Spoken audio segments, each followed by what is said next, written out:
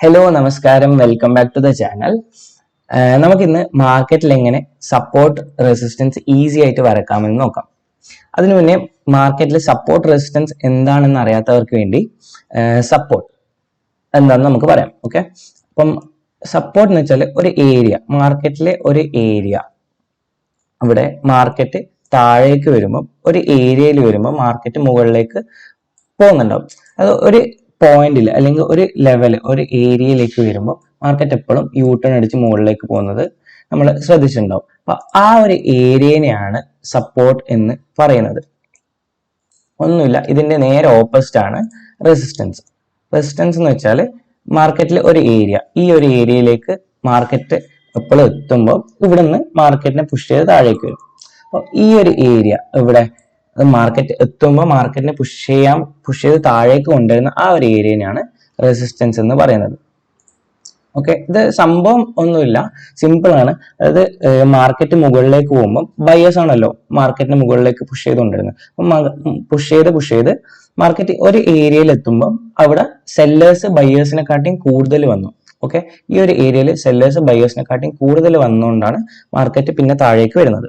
Okay, അതായത് ഇവിടെ supply ചെയ്തു, സപ്ലൈനെക്കാട്ടിയും കൂടുതൽ ഡിമാൻഡ് വന്നു. ഓക്കെ, അപ്പൊ ഡിമാൻഡ് വന്നുകൊണ്ട് നമ്മൾ മാർക്കറ്റ് താഴേക്ക് വന്നു. അതേപോലെ താഴേക്ക് വന്ന് ഈ ഡിമാൻഡ് കൂടി താഴെ എത്തി. ബട്ട് ഈ ഒരു ഏരിയ, ഈ ഒരു പോയിന്റിലേക്ക് എത്തുമ്പോഴത്തേക്ക് മാർക്കറ്റിലെ ഡിമാൻഡിനെ കാട്ടിയും കൂടുതൽ സപ്ലൈ വന്നു.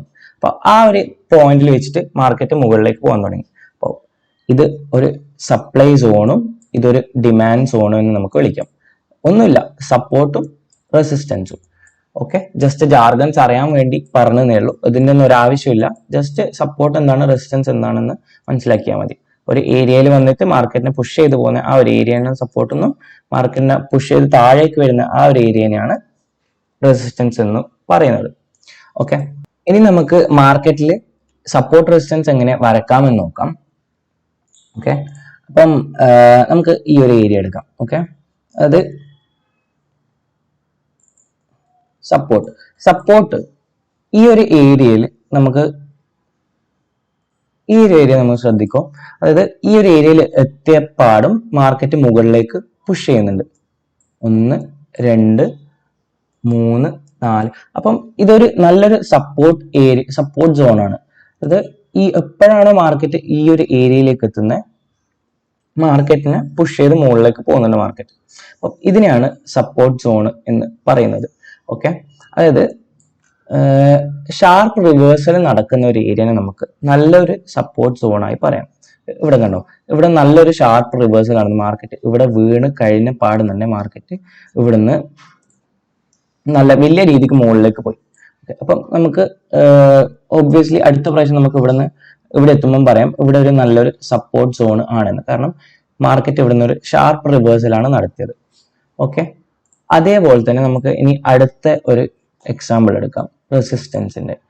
എവിടെ നിന്നാണ് മാർക്കറ്റ് ഷാർപ്പ് റിവേഴ്സൽ അല്ലെങ്കിൽ ഷാർപ്പ് യൂ ടേൺ എടുക്കുന്നത്, അവിടെ നമുക്കൊരു റെസിസ്റ്റൻസ് അല്ലെങ്കിൽ സപ്പോർട്ട് സോണായി പറയാം. ഇവിടെ കണ്ടില്ലേ, ഇവിടുന്ന് മാർക്കറ്റ് ഒരു ഷാർപ്പ് റിവേഴ്സൽ നടത്തി. അതുകൊണ്ട് മാർക്കറ്റ് നെക്സ്റ്റ് ടൈം ഇവിടെ എത്തുമ്പോൾ മാർക്കറ്റ് ആദ്യം ഒരു ഫോള് നടത്തി.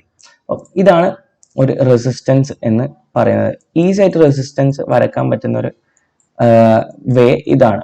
ഓക്കെ, നമുക്ക് ഇവിടുത്തെ ഒരു എക്സാമ്പിൾ എടുക്കാം. മാർക്കറ്റ് ഈ ഒരു ഏരിയയിലേക്ക് എത്തുമ്പോൾ